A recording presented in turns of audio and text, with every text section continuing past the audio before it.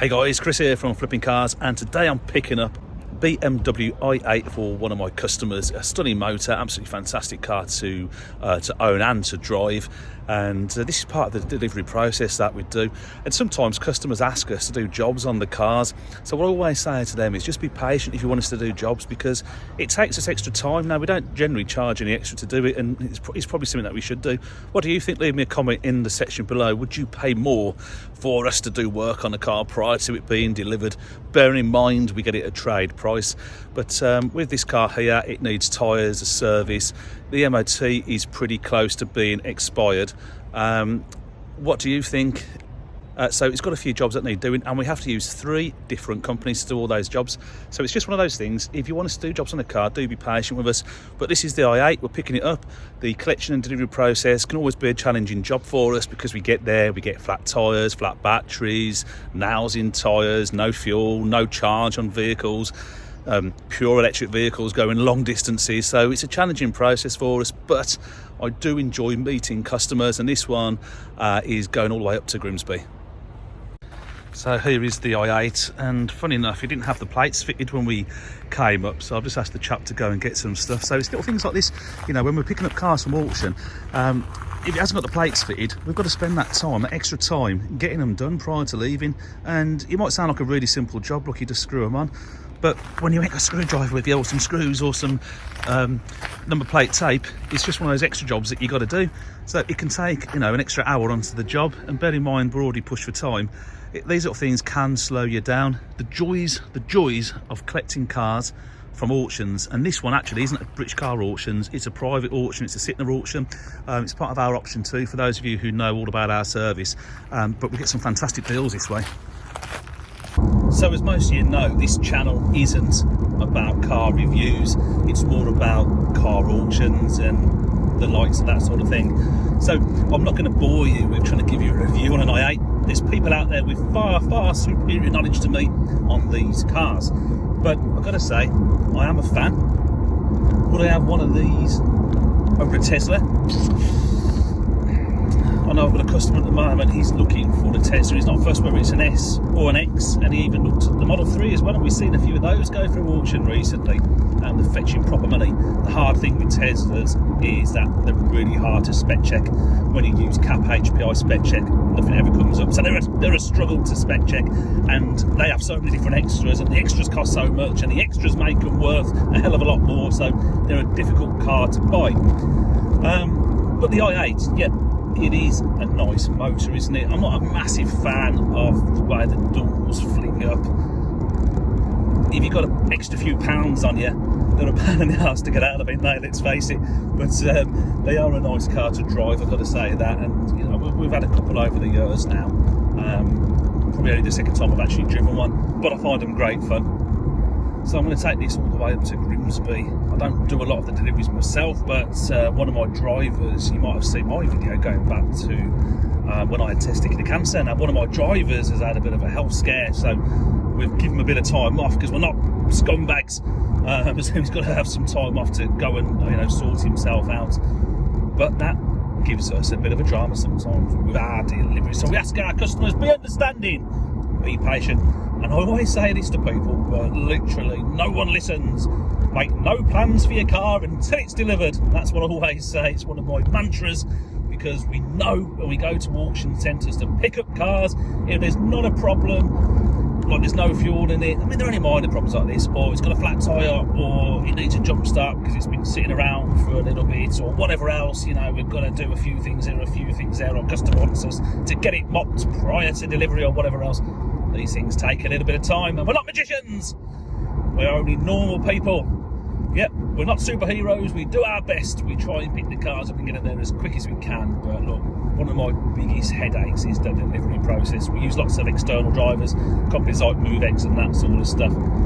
But look, there's traffic on the roads. You'll note yourself. You go out the roads today. It's Monday when I'm filming this video, and I was driving into work, and the traffic announcement knows what's going on, but every motorway had major issues, and I was listening out like M4 near Blackbush Auctions, major delays. And this is the glamorous side of it, guys. Here I am, it's dead early in the morning. As you can see, it's still dark. There is frost on the road, but here I am nice and early in the morning. I am changing the battery on a car.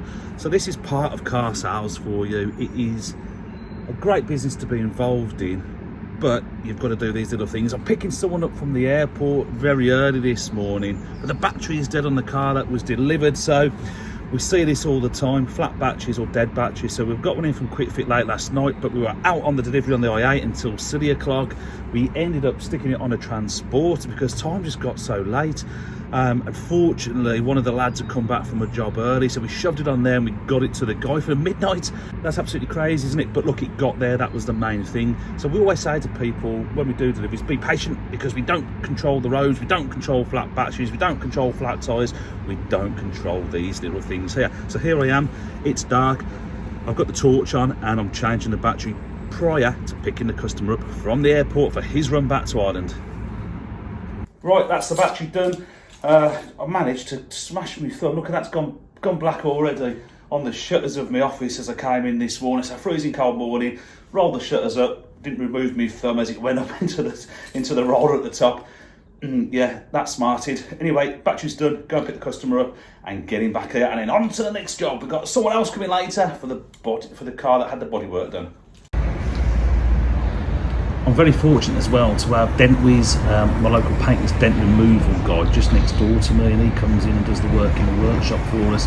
He's really good. You'll get those little dinks and dents out of cars and make them look a load better.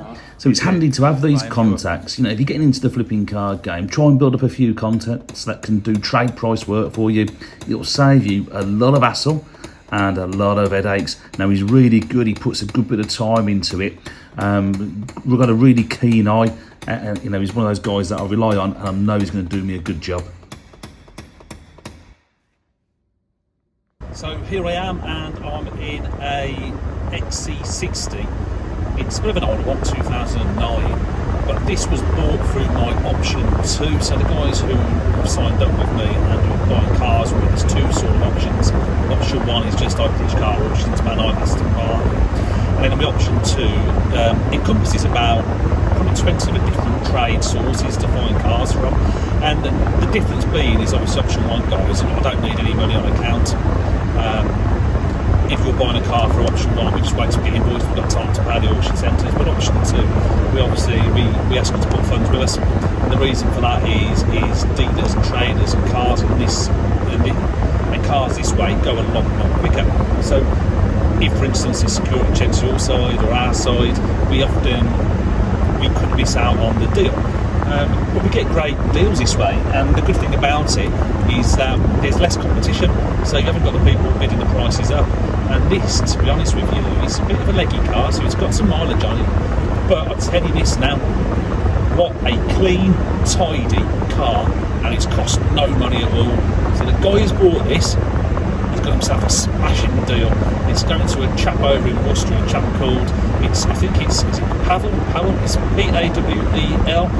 No idea how to pronounce it. We have a laugh in the office when we're trying to pronounce Irish names, so I'm guessing this is Irish name. Let me know in the comment section if you know, because I don't. But I shall meet him in a couple of hours' time anyway, so I'm just heading over there now to hand the car over. But this is a smashing car, and we picked it up from a dealer. Speed camera reported ahead. From no, it wasn't. It was from Private Auctions, this one. And the difference with this one, it took us time to get released because they couldn't find the car. They had the keys, they had the book pack, they had the V5, they had all the docs, etc. Just couldn't find the car.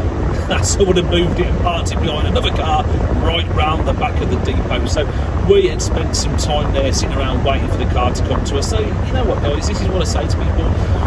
You know, picking cars up from auctions and from other traders, the route A to B might be an hour and a half long, but you've got to get there first, you've got to faff about, you've got to fuel it, do your checks, get to the customer. Funny enough, guys, we've got to get home as well. We've got family we like to see. So as I say all the time, and as I keep saying throughout this video, always be patient with deliveries when someone's delivering direct to you, because it's not straightforward. We're fighting the traffic. The traffic is never easy. But look, I'm getting to meet customers, and that's what it's all about. So I hope you enjoyed that video. That's just like a week in the life of what we get up to when we're picking up cars from auctions and other traders. It's a busy week. I probably get somewhere in the region of 2,000 emails every single week. It's silly, isn't it? What a cracking number of emails to get. And I'll try to get back to them as quick as I can. But if you send me an email and I do not get back to you as quick as I normally do, there's a very good chance I'm stuck in a car somewhere and I cannot do it. By the law, they will not let me do emails whilst I'm driving, and rightly so. So be patient. If you send me an email, if I don't get back to you in a reasonable time frame, I don't mean 20 minutes, 30 minutes, I mean half a day or a day, just drop me a nudge. Chris, you haven't come back to me. I'll always get back to everyone when I can. So if you enjoyed the video, give it a thumbs up. Why not subscribe? It's free after all. And leave me a comment in the section below. Do you enjoy these videos? This one's a little bit of a rambling session about picking up cars from auction and a day in the life flipping cars. Hope you enjoyed it. I'll drop another video in a few days' time.